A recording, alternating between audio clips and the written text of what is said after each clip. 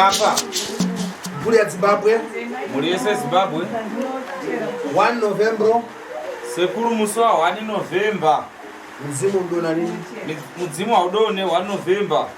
Tichafungura musi wa 14 November. Matare.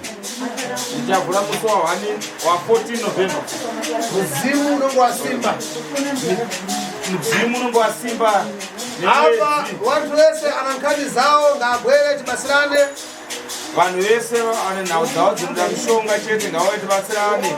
Muzimu bwera liti asi vanhu vanorwara vanongobwera kutenga marwara basi. Mudzimu wangu haudone 1 November kusvika musi wa 14 asi vanorwara ngavauye vatore mishonga chete kukupa mishonga chete. Muzimu bwera liti. Mudzimu hapana.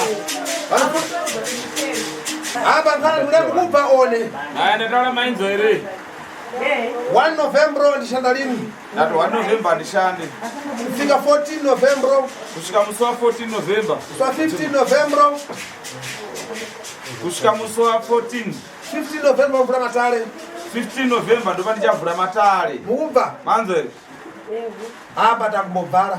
Matare yangu ndikuvhara musi wa 1 November. Bwino. Manzo here. Yachizovhura musi wa 14 Sekuru achitanga kushanda musi wa 15. Mabva. Manzo here. Bwino. Arikudza madziko vanenge vachitelefona basiwa matelefoni basi. Ese vari kunze kwenyika vanenge vachifona vachibatsirwa pafoni zvavo. Don't problem. Hapana kuipa. Bwino. Zvakanaka. Bwino. Zvamara. Zvapera.